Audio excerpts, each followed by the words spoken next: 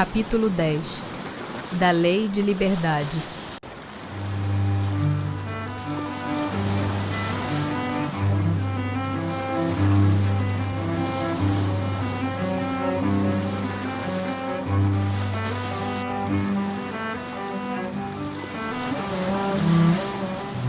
Liberdade natural. Haverá no mundo posições em que o homem possa jactar-se de gozar de absoluta liberdade? Não, porque todos precisais uns dos outros, assim os pequenos como os grandes. Em que condições poderia o homem gozar de absoluta liberdade? Nas do eremita no deserto. Desde que juntos estejam dois homens, há entre eles direitos recíprocos que lhes cumpre respeitar. Não mais, portanto, qualquer deles goza de liberdade absoluta. A obrigação de respeitar os direitos alheios tira ao homem o de pertencer-se a si mesmo? De modo algum, porquanto este é um direito que lhe vem da natureza. Como se podem conciliar as opiniões liberais de certos homens com o despotismo que costumam exercer no seu lar e sobre os seus subordinados? Eles têm a compreensão da lei natural, mas contrabalançada pelo orgulho e pelo egoísmo. Quando não representam calculadamente uma comédia, sustentando princípios liberais, compreendem como as coisas devem ser, mas não as fazem assim. Serão na outra vida levados em conta os princípios que professaram neste mundo? Quanto mais inteligência tem o homem para compreender um princípio, tanto menos excusável é de o não aplicar a si mesmo. Em verdade vos digo que o homem simples, porém sincero, está mais adiantado no caminho de Deus do que um que pretenda parecer o que não é. Escravidão. Haverá homens que estejam, por natureza, destinados a ser propriedades de outros homens? É contrária à lei de Deus toda a sujeição absoluta de um homem a outro homem. A escravidão é um abuso da força. Desaparece com o progresso, como gradativamente desaparecerão todos os abusos. Quando a escravidão faz parte dos costumes de um povo, são censuráveis os que dela aproveitam, embora só o façam conformando-se com um uso que lhes parece natural? O mal é sempre o mal, e não há sofisma que faça se torne boa uma ação má. A responsabilidade, porém, do mal é relativa aos meios de que o homem disponha para compreendê-lo. Aquele que tira proveito da lei da escravidão é sempre culpado de violação da lei da natureza. Mas aí, como em tudo, a culpabilidade é relativa. Tendo-se a escravidão introduzido nos costumes de certos povos, possível se tornou que, de boa fé, o homem se aproveitasse dela como de uma coisa que lhe parecia natural. Entretanto, desde que mais desenvolvida e, sobretudo, esclarecida pelas luzes do cristianismo, sua razão lhe mostrou que o escravo era um seu igual perante Deus. Nenhuma desculpa mais ele tem. A desigualdade natural das aptidões não coloca certas raças humanas sob a dependência das raças mais inteligentes? Sim, mas para que estas as elevem, não para embrutecê-las ainda mais pela escravização. Durante longo tempo, os homens consideram certas raças humanas como animais de trabalho, munidos de braços e mãos, e se julgaram com o direito de vender os dessas raças como bestas de carga. Consideram-se de sangue mais puro os que assim procedem. Insensatos. Nada veem senão a matéria. Mais ou menos puro não é o sangue, porém o espírito. Há, no entanto, homens que tratam seus escravos com humanidade, que não deixam lhes falte nada e acreditam que a liberdade os exporia a maiores privações. Que dizeis disso? Digo que esses compreendem melhor os seus interesses.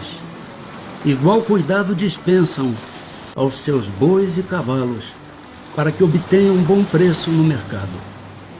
Não são tão culpados como os que maltratam os escravos, mas nem por isso deixam de dispor deles como de uma mercadoria, privando-os do direito de se pertencerem a si mesmos. Liberdade de pensar. Haverá no homem alguma coisa que escape a todo constrangimento e pela qual goze ele de absoluta liberdade? No pensamento goza o homem de ilimitada liberdade, pois que não há como pôr-lhe freios. Pode-se-lhe deter o vôo, porém não aniquilá-lo. É responsável o homem pelo seu pensamento? Perante Deus é. Somente a Deus sendo possível conhecê-lo. Ele o condena ou o absolve, segundo a sua justiça. Liberdade de consciência. Será a liberdade de consciência uma consequência da de pensar? A consciência é um pensamento íntimo que pertence ao homem como todos os outros pensamentos. Tem um homem direito de pôr embaraços à liberdade de consciência? Falta-lhe tanto esse direito, quanto com referência à liberdade de pensar. Por isso que só a Deus cabe o de julgar a consciência. Assim como os homens, pelas suas leis, regulam as relações de homem para homem, Deus, pelas leis da natureza, regula as relações entre ele e o homem. Que é o que resulta dos embaraços que se oponham à liberdade de consciência? Constranger os homens a procederem em desacordo com seu modo de pensar, fazê-los hipócritas. A liberdade de consciência é um dos caracteres da verdadeira civilização e do progresso. Será respeitável toda e qualquer crença, ainda quando notoriamente falsa? Toda crença é respeitável quando sincera e conducente à prática do bem. Condenáveis são as crenças que conduzam ao mal. Será repreensível aquele que escandalize com a sua crença um outro que não pensa como ele? Isso é faltar com a caridade e atentar contra a liberdade de pensamento. Será atentar contra a liberdade de consciência por obstáculos a crenças capazes de causar perturbações à sociedade? Podem reprimir-se os atos, mas a crença íntima é inacessível. Para respeitar a liberdade de consciência, dever-se-á deixar que se propaguem doutrinas perniciosas ou poder-se-á, sem atentar contra aquela liberdade, procurar trazer ao caminho da verdade os que se transviaram obedecendo a falsos princípios? Certamente que podeis e até deveis, mas ensinai a exemplo de Jesus, servindo-vos da brandura e da persuasão, e não da força, o que seria pior do que a crença daquele a quem desejarias convencer. Se alguma coisa se pode impor, é o bem e a fraternidade. Mas não cremos que o melhor meio de fazê-los admitidos seja obrar com violência. A convicção não se impõe. Por que indícios se poderá reconhecer, entre todas as doutrinas que alimentam a pretensão de ser a expressão única da verdade, a que tem o direito de se apresentar como tal? Será aquela que mais homens de bem e menos hipócritas fizer. Isto é, pela prática da lei de amor na sua maior pureza e na sua mais ampla aplicação. Esse é o sinal, porque reconhecereis que uma doutrina é boa, visto que toda doutrina que tiver por efeito semear a desunião e estabelecer uma linha de separação entre os filhos de Deus, não pode deixar de ser falsa e perniciosa. Livre-arbítrio. Tem o homem o livre-arbítrio de seus atos? Pois que tem a liberdade de pensar, tem igualmente a de fazer.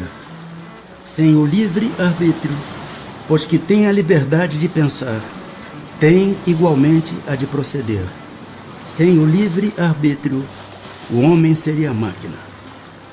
Do livre-arbítrio goza o homem desde o seu nascimento? Há liberdade de agir desde que haja vontade de fazê-lo. Nas primeiras fases da vida, quase nula é a liberdade, que se desenvolve e muda de objeto com o desenvolvimento das faculdades. Estando seus pensamentos em concordância com o que a sua idade reclama, a criança aplica o seu livre-arbítrio àquilo que lhe é necessário. Não constituem obstáculos ao exercício do livre-arbítrio as predisposições instintivas que o homem já traz consigo ao nascer? As predisposições instintivas são as do espírito antes de encarnar. Conforme seja este mais ou menos adiantado, elas podem arrastá-lo à prática de atos repreensíveis, no que será secundado pelos espíritos que simpatizam com essas disposições. Não há, porém, arrastamento irresistível, uma vez que se tenha a vontade de resistir. Lembrai-vos de que querer é poder. Sobre os atos da vida, nenhuma influência exerce o organismo? E se essa influência existe, não será exercida com prejuízo do livre-arbítrio? É inegável que sobre o espírito exerce influência a matéria, que pode embaraçar-lhe as manifestações. Daí vem que nos mundos onde os corpos são menos materiais do que na Terra, as faculdades se desdobram mais livremente. Porém, o instrumento não dá a faculdade. Além disso, cumpre se distingam as faculdades morais das intelectuais. Tendo o homem o instinto do assassínio, seu próprio espírito é indubitavelmente quem possui esse instinto e quem lhe o dá. Não são seus órgãos que lhe o dão. Semelhante ao bruto, e ainda pior do que este, se torna aquele que nulifica o seu pensamento, para só se ocupar com a matéria, pois que não cuida mais de se prevenir contra o mal. Nisto é que incorre em falta, porquanto assim procede por vontade sua. A aberração das faculdades tira ao homem o livre-arbítrio? Já não é senhor do seu pensamento aquele cuja inteligência se ache turbada por uma causa qualquer, e desde então já não tem liberdade. Essa aberração constitui muitas vezes uma punição para o espírito que, porventura, tenha sido noutra existência fútil e orgulhoso, ou tenha feito mau uso de suas faculdades. Pode esse espírito, em tal caso, renascer no corpo de um idiota, como o tirano no corpo de um escravo e o mau rico no corpo de um mendigo. O espírito, porém, sofre por efeito desse constrangimento, de que tem perfeita consciência. Está aí a ação da matéria. Servirá de escusa aos atos reprováveis o ser devida à embriaguez à aberração das faculdades intelectuais? Não, porque foi voluntariamente que o ébrio se privou da sua razão, para satisfazer a paixões brutais. Em vez de uma falta, comete duas. Qual a faculdade predominante no homem em estado de selvageria? O instinto ou o livre-arbítrio? O instinto, o que não o impede de agir com inteira liberdade no tocante a certas coisas, mas aplica como a criança essa liberdade às suas necessidades, e ela se amplia com a inteligência. Consequentemente, vós, que sois mais esclarecido do que um selvagem, também sois mais responsável pelo que fazes do que um selvagem o é pelos seus atos. A posição social não constitui, às vezes, para o homem, obstáculo à inteira liberdade de seus atos? É fora de dúvida que o mundo tem suas exigências. Deus é justo e tudo leva em conta. Deixa-vos, entretanto, a responsabilidade de nenhum esforço empregardes para vencer os obstáculos. Fatalidade. Haverá fatalidade nos acontecimentos da vida, conforme ao sentido que se dá a este vocábulo? Quer dizer, todos os acontecimentos são predeterminados? E neste caso, que vem a ser do livre-arbítrio? A fatalidade existe unicamente pela escolha que o espírito fez ao encarnar, desta ou daquela prova para sofrer. Escolhendo-a, instituiu para si uma espécie de destino, que é a consequência mesma da posição em que vem a achar-se colocado. Falo das provas físicas, pois pelo que toca às provas morais e às tentações, o espírito, conservando o livre arbítrio quanto ao bem e ao mal, é sempre senhor de ceder ou de resistir. Ao vê-lo fraquejar, um bom espírito pode vir-lhe em auxílio, mas não pode influir sobre ele, de maneira a dominar-lhe a vontade. Um espírito mau, isto é, inferior, mostrando-lhe, exagerando aos seus olhos um perigo físico, o poderá abalar e amedrontar. Nem por isso, entretanto, a vontade do espírito encarnado deixa de se conservar livre de quaisquer freios. Há pessoas que parecem perseguidas por uma fatalidade, independente da maneira por que procedem. Não lhes estará no destino o infortúnio? São talvez provas que lhes caiba sofrer e que elas escolheram. Porém, ainda aqui lançais à conta do destino o que as mais das vezes é apenas consequência de vossas próprias faltas.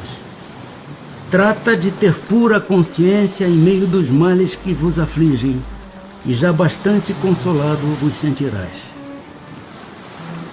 Algumas pessoas só escapam de um perigo mortal para cair em outro. Parece que não podiam escapar da morte. Não há nisso fatalidade? Fatal no verdadeiro sentido da palavra, só um instante da morte o é.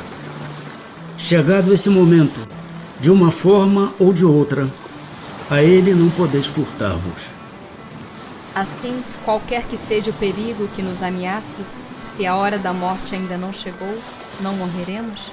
Não perecerás, e tens disso milhares de exemplos. Quando, porém, soe a hora da vossa partida, nada poderá impedir que partas. Deus sabe de antemão de que gênero será a morte do homem, e muitas vezes seu espírito também o sabe, por lhe ter sido revelado quando escolheu tal ou qual existência.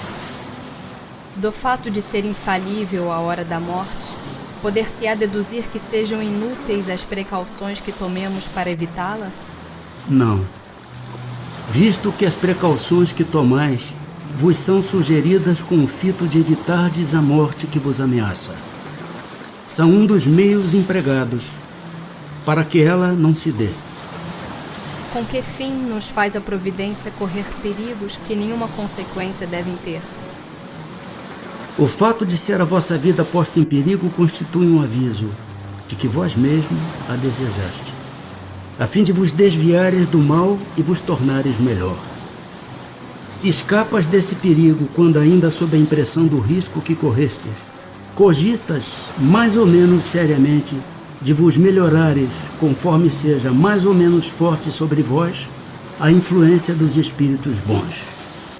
Sobrevindo o mau espírito, digo mal, subtendendo o mal que ainda existe nele, entras a pensar que do mesmo modo escaparás a outros perigos e deixas que de novo vossas paixões se desencadeiem. Por meio dos perigos que correis, Deus vos lembra a vossa fraqueza e a fragilidade da vossa existência. Se examinardes a causa e a natureza do perigo, verificareis que quase sempre suas consequências teriam sido a punição de uma falta cometida ou da negligência no cumprimento de um dever. Deus, por essa forma, exorta o espírito a cair em si e a se corrigir. Sabe o espírito antecipadamente de que gênero será sua morte? Sabe que o gênero de vida que escolheu o expõe mais a morrer desta do que daquela maneira. Sabe igualmente quais as lutas que terá de sustentar para evitá-lo, e que, se Deus o permitir, não sucumbirá. Há homens que afrontam os perigos dos combates, persuadidos de certo modo de que a hora não lhes chegou.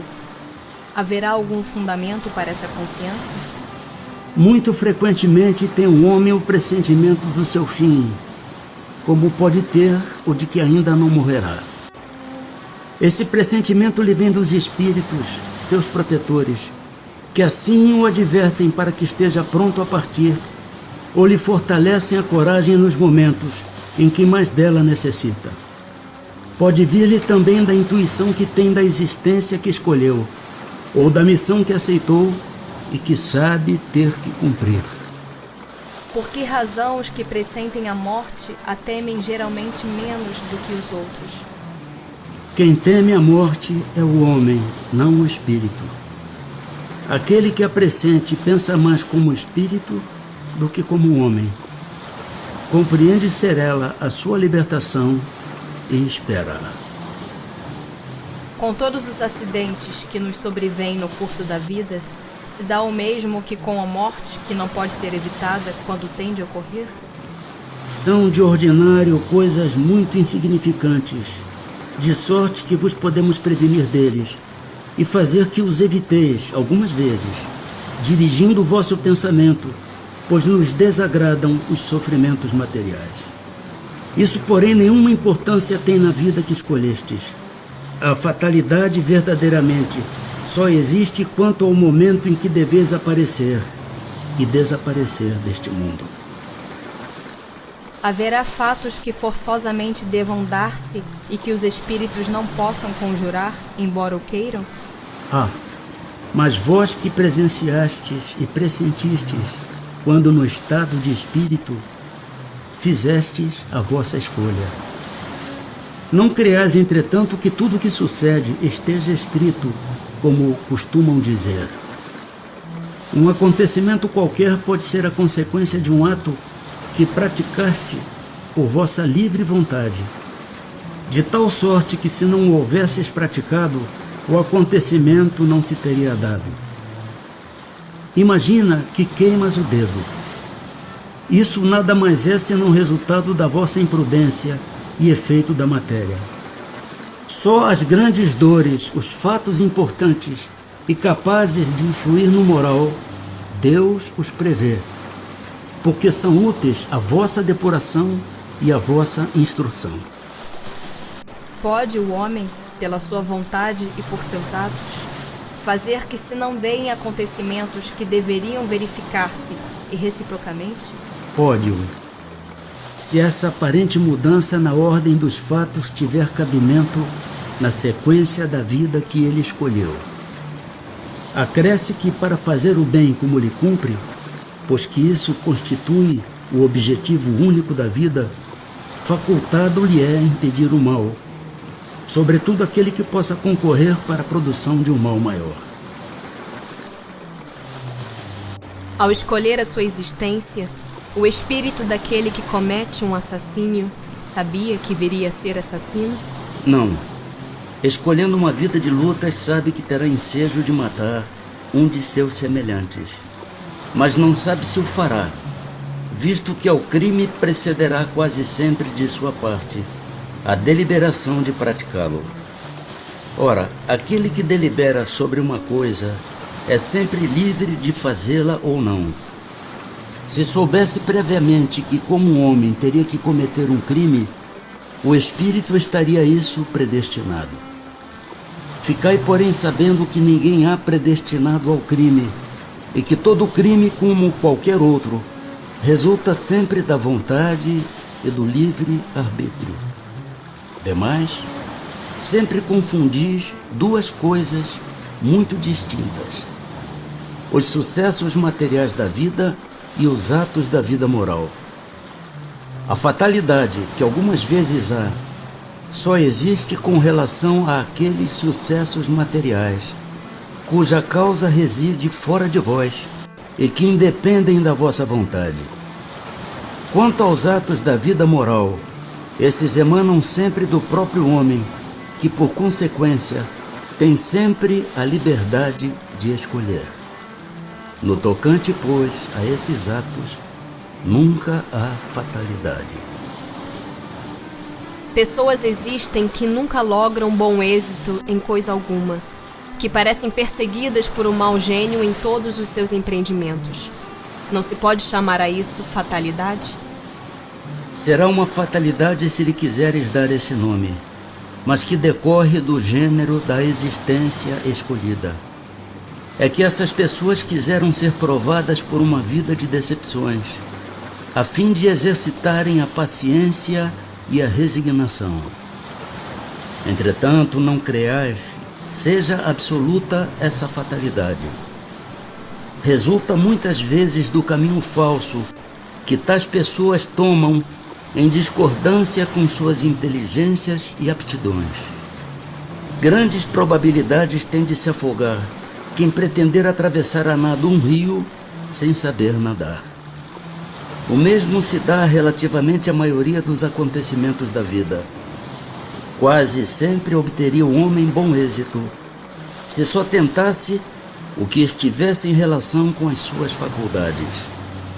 O que o perde são o seu amor próprio e a sua ambição, que o desviam da senda que lhe é própria e o fazem considerar vocação, o que não passa de desejo de satisfazer a certas paixões. Fracassa por sua culpa, mas em vez de culpar-se a si mesmo, prefere queixar-se da sua estrela. Por exemplo, que seria bom operário e ganharia honestamente a vida, mete-se a ser mau poeta e morre de fome. Para todos haveria lugar no mundo, desde que cada um soubesse colocar-se no lugar que lhe compete. Os costumes sociais não obrigam muitas vezes o homem a enveredar por um caminho de preferência a outro e não se acha ele submetido à direção da opinião geral quanto à escolha de suas ocupações? O que se chama respeito humano não constitui impedimento ao exercício do livre-arbítrio? São os homens e não Deus quem faz os costumes sociais. Se eles a estes se submetem, é porque lhes convém. Tal submissão, portanto, representa um ato de livre-arbítrio, pois que, se o quisessem, poderiam libertar-se de semelhante jugo. Por que então se queixam? Falece-lhes razão para acusarem os costumes sociais. A culpa de tudo devem lançá-la ao tolo amor próprio, de que vivem cheios e que os faz preferirem morrer de fome a infligi-los. Ninguém lhes leva em conta esse sacrifício feito à opinião pública, ao passo que Deus lhes levará em conta o sacrifício que fizerem de suas vaidades. Não quer isto dizer que o homem deva afrontar sem necessidade aquela opinião, como fazem alguns, em quem há mais originalidade do que verdadeira filosofia. Tanto desatino há em procurar alguém ser apontado a dedo ou considerado animal curioso, quanto acerto em descer voluntariamente e sem murmurar, desde que não possa manter-se no alto da escala. Assim como há pessoas a quem a sorte em tudo é contrária, outras parecem favorecidas por ela, pois que tudo lhes sai bem. A que atribuir isso? De ordinário é que essas pessoas sabem conduzir-se melhor nas suas empresas. Mas também pode ser um gênero de prova. O bom êxito as embriaga. Fiam-se no seu destino e muitas vezes pagam mais tarde esse bom êxito, mediante reveses cruéis que a prudência as teria feito evitar. Como se explica que a boa sorte favoreça algumas pessoas em circunstâncias com as quais nada tem que ver a vontade nem a inteligência? No jogo, por exemplo. Alguns espíritos hão escolhido previamente certas espécies de prazer. A fortuna que os favorece é uma tentação. Aquele que como homem ganha, perde como espírito. É uma prova para o seu orgulho e para a sua cupidez. Então, a fatalidade que parece presidir aos destinos materiais de nossa vida também é resultante do nosso livre-arbítrio? Vós mesmos escolhestes a vossa prova. Quanto mais rude ela for e melhor a suportares, tanto mais vos elevarás. Os que passam a vida na abundância e na aventura humana são espíritos pusilânimes que permanecem estacionários. Assim, o número dos desafortunados é muito superior ao dos felizes deste mundo. Atento que os espíritos, na sua maioria, procuram as provas que lhes sejam mais proveitosas. Eles veem perfeitamente bem a futilidade das vossas grandezas e gozos. Acresce que a mais ditosa existência é sempre agitada, sempre perturbada, quando mais não seja pela ausência da dor. De onde vem a expressão nascer sob uma boa estrela? Antiga superstição que prendia às estrelas os destinos dos homens.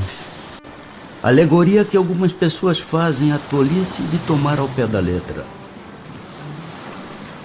Conhecimento do futuro. Pode o futuro ser revelado ao homem? Em princípio, o futuro lhe é oculto, e só em casos raros e excepcionais permite Deus que seja revelado. Com que fim o futuro se conserva oculto ao homem? Se o homem conhecesse o futuro, negligenciaria do presente e não trabalharia com a liberdade com que o faz, porque o dominaria a ideia de que, se uma coisa tem que acontecer, inútil será ocupar-se com ela, ou então procuraria impedir a que acontecesse. Não quis Deus que assim fosse, a fim de que cada um concorra para a realização das coisas, até daquelas a que desejaria opor-se. Assim é que vós mesmos preparas muitas vezes os acontecimentos que hão de sobrevir no curso da vossa existência. Mas, se convém que o futuro permaneça oculto, por que permite Deus que seja revelado algumas vezes? Permite-o quando o conhecimento prévio do futuro facilite a execução de uma coisa em vez de a prejudicar, obrigando o homem a agir diversamente do modo por que agiria se lhe não fosse feita a revelação. Não raro também é uma prova. A perspectiva de um acontecimento pode sugerir pensamentos mais ou menos bons.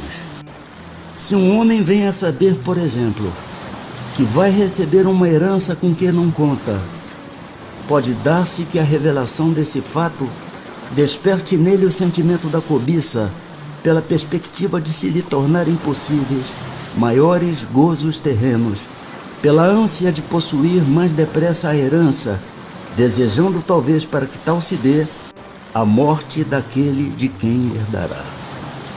Ou então, essa perspectiva lhe inspirará bons sentimentos e pensamentos generosos. Se a predição não se cumpre, aí está outra prova, consistente na maneira por que suportará a decepção. Nem por isso, entretanto, lhe caberá menos o mérito ou o demérito dos pensamentos, bons ou maus, que a crença na ocorrência daquele fato lhe fez nascer no íntimo. Pois que Deus tudo sabe, não ignora se um homem sucumbirá ou não em determinada prova. Assim sendo, qual a necessidade dessa prova, uma vez que nada acrescentará ao que Deus já sabe a respeito desse homem? Isso equivale a perguntar: por que não criou Deus o homem perfeito e acabado? Por que passa o homem pela infância antes de chegar à condição de adulto? A prova não tem por fim dar a Deus esclarecimentos sobre o homem, pois que Deus sabe perfeitamente o que ele vale. mas dar ao homem toda a responsabilidade de sua ação, uma vez que tem a liberdade de fazer ou não fazer. Dotado da faculdade de escolher entre o bem e o mal, a prova tem por efeito pô-lo em luta com as tentações do mal e conferir-lhe todo o mérito da resistência. Ora, conquanto saiba de antemão se ele se sairá bem ou não, Deus não o pode, em sua justiça, punir nem recompensar por um ato ainda não praticado.